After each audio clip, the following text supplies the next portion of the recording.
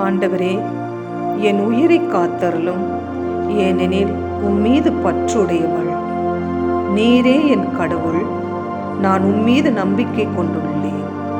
புனித மார்க் எழுதிய நற்செய்தி அதிகாரம் 4 இறை வார்த்தைகள் 35 41 வரை. இன்றைய நற்செய்தி வாசகத்தில் ஆண்டவர் இயேசு கிறிஸ்து புயலை அடக்கி பயத்தில் மூழ்கியிருந்த தம் சீடர்களை காப்பாற்றும் அந்த அற்புத நிகழ்வை காணலாம். என் அன்பில் பிரியமானவர்களே, நம் ஆண்டவர் இயேசு துணையாக இருக்க நாம் ஏன் அஞ்ச வேண்டும் என்ற இன்றைய நற்செய்தி நம்மை சிந்திக்க அழைக்கிறது.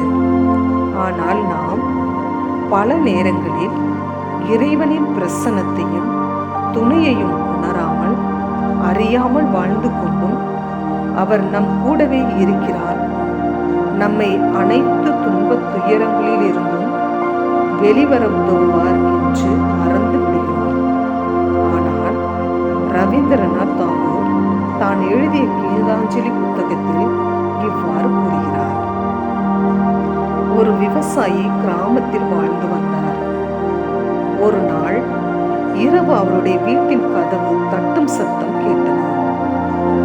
கதவை திறந்து பார்த்தபோது அந்த நாட்டின் அரசன் இருப்பதை பார்த்து வியந்து உடனே அரசனை உள்ளே அழைத்து அவரிடம் இருந்த சாப்பாட்டை பகிர்ந்து உண்டார்கள்.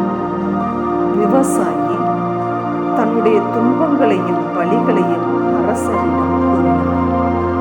சிறிது நேரத்திலே இருவரும் அயர்ந்து உறங்கினார்கள். விடிய காலையில் விவசாயி எழும்பவே அரசர் கிளம்பிவிட்டார்.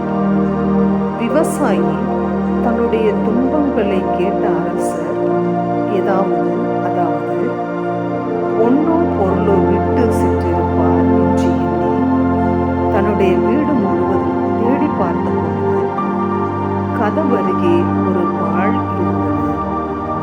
அந்த நிமிடமே அவருக்கு ஞானம் உதித்தது. அரசர் எனக்கு ஒரு வாள் கொடுத்திருக்கிறார் என்றால் நான் கற்றுக்கொள்ள வேண்டிய பாடமானது என்னை தொல்லைப்படுத்துகின்ற துன்பத் துயரங்களையும் மூட நம்பிக்கைகளையும் இவ்வாளால் களைந்தெறிந்துவிட்டு நம்பிக்கை வாழ்வில் வெற்றி கொள்ள வேண்டும் என உணர்கிறார். நாமும் நம் வாழ்வில் எதிர்கொள்கின்ற சவால்களுக்கும் பிரச்சனைகளுக்கும் கடவுள் நமக்கு துணையாகவும் வலுவாகவும் இருக்கிறார். அவற்றை தாங்கிக் கொள்வதற்கான ஆற்றலையும் தருகின்றார். நம் சக்திக்கு மீறிய பலவீனங்களையும் துன்பத் துயரங்களையும் தரமாட்டார்.